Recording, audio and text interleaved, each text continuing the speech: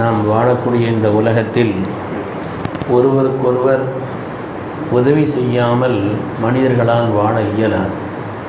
எனக்கு யாருடைய எந்த உதவியும் எனக்கு தேவையில்லை அப்படின்னு யாருமே வாழ முடியாது. ஏதோ ஒரு உதவி ஒருவர் மற்றவருக்கு தேவைப்படக்கூடிய உலகம்தான் இந்த உலகம். அதே நேரத்தில் நாம் செய்யக்கூடிய இந்த உதவி உபகாரங்களுக்காக வேண்டி பிறர் நம்மை புகழ வேண்டும், பாராட்ட வேண்டும் என்ற எதிர்பார்ப்பு இருக்கிறதே, இது மனிதனை ஆபத்தில் வீழ்த்தக்கூடிய ஒரு காரியம்.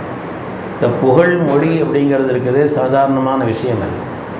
நாம் விரும்பக்கூடாது.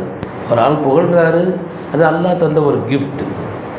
ஸல்லல்லாஹு ஒரு ஆள் வந்து கேட்டாங்க, யா ரசூலல்லாஹ் அராய்த ரஜுலன் யஅமலுல் அமல மினல் கைர், ஒரு மனிதர் நல்ல காரியத்தை செய்கிறார், ஓ யஹ்மதுஹுன் நாஸ், மக்கள் அவரை புகழ்கிறார்கள், இது குறித்து என்ன நாயகமே என்று கேட்ட பொழுது கால ரசூல் சொன்னாங்க, தில்க ஆஜிலுன் புஷ்ரால் முஃமின், ஒரு முஃமினுக்கு அல்லாஹ் கொடுக்கக்கூடிய கியாமத்தில் தான் அல்லாஹ் பாக்கியத்தை கொடுப்பான், ஆனால் உலகத்திலே கிடைக்கக்கூடிய ஒரு சன்மானம், ஒரு சோபனம் என்று சொன்னார்.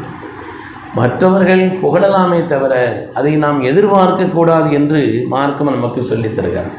புகழை விரும்பினால், எதுக்காக புகழ விரும்புகிறோம் என்று சொன்னால், நாம் மற்றவர்களை விட உயர்ந்தவர்கள், கல்வியால், உபகாரத்தால், தன்மைகளால், விசேஷ அழகால், பல காரியத்தினால பிறரை விட என்று நாம் எண்ணுகிறோமே. மற்றவர்கள் நம்மை புகழ வேண்டும் என்று எதிர்பார்ப்பது இருக்கிறதே, இதனுடைய விளைவு என்ன ஆகும்னு சொன்னால், கடைசியில் அவர்களுக்கு பொறாமை அதிகரித்து விடும்.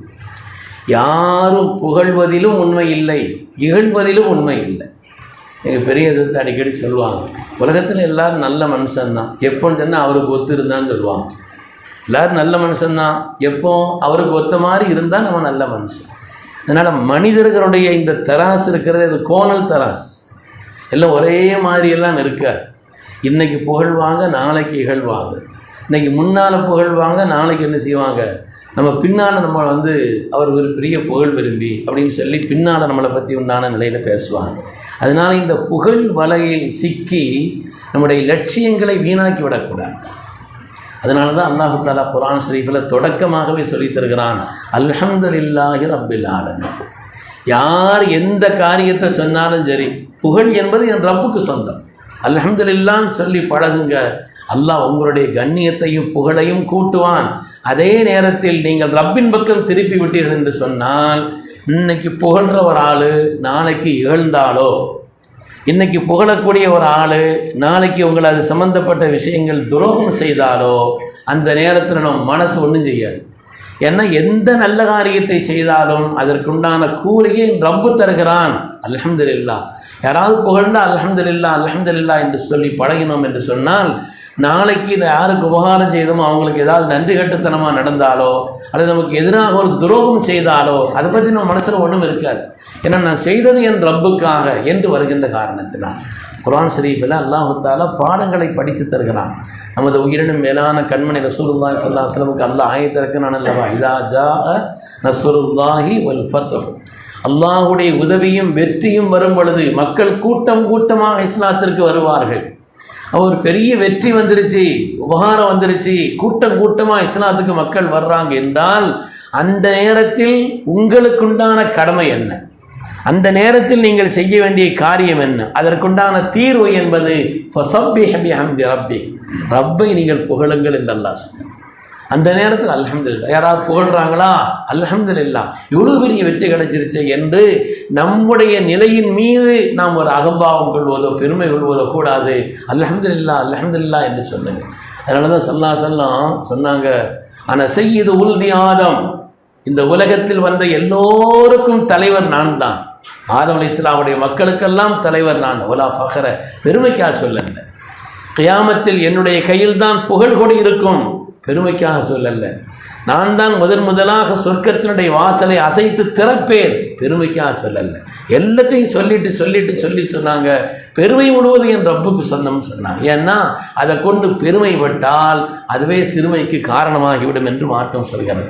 சொன்னாங்க, யகூனு ஃபி ஆஹிரி ஸமான், காலங்கள் பிந்த அக்வாமும், இப்படி மனிதர்கள் இருப்பார்கள்.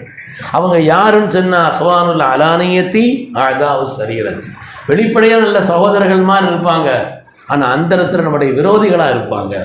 அதனால நாம் யாரையும் அப்படி நினைக்க வேண்டியதில்லை. ஆனால் நமக்கு ஏதாவது ஒரு புகழ் உயர்வு ஏற்படும் பொழுது அது ரப்பின் பக்கம் திருப்பி விட்டோம் என்று சொன்னால் நம்முடைய உள்ளத்தில் எதை பற்றி உண்டான ஒரு கவலையும் நமக்கு இருக்காதுங்கிறத ஞாபகத்தில் வைக்கணும். அருமையான பெருமக்களே, அதற்கு துல்கர்னைன் அலைஹிஸ்ஸலாம் பெரிய மாமன்னர், உலகத்தை கட்டி ஆண்ட மாமன்னர், பெரும் கோட்டையை கட்டினார்.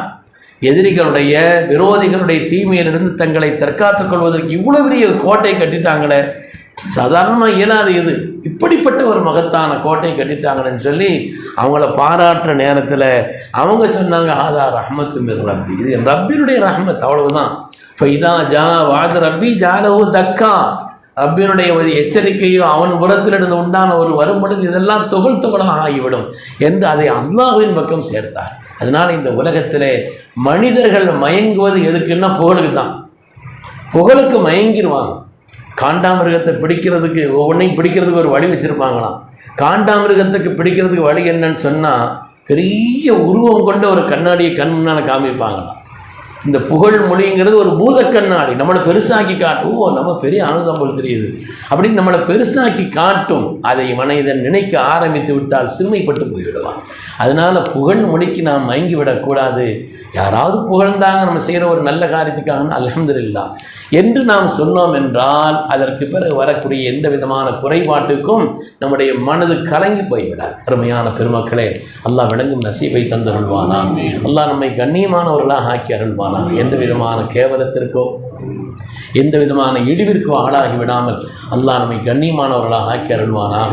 கண்ணியத்தை தரக்கூடியவன் ரப்புதான் என்ற மேலான எண்ணத்தையும் நம்மிடத்தில் தந்து எந்த காரியம் உயர்வு நடந்தாலும் அல்ஹம்துலில்லாஹ் என்று சொல்லக்கூடிய உயர்ந்த பழக்கத்தையும் அல்லாஹ் நமக்கு நசீபாக்கி அருள்வானாக. அல்ஹம்துலில்லாஹ் அல்ஹம்துலில்லாஹ் அல்ஹம்துலில்லாஹ் என்று சொல்லி சொல்லி சொல்லி ஒரு மூமின் சொர்க்கத்திற்குள்ளே காலடி எடுத்து வைக்கும் பொழுதும் சொல்லக்கூடிய முதல் வார்த்தை அல்ஹம்துலில்லாஹ் என்று வருகிறார்.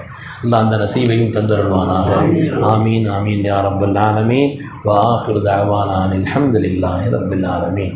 சுப்ஹானல்லாஹி வ பிஹம்திஹி.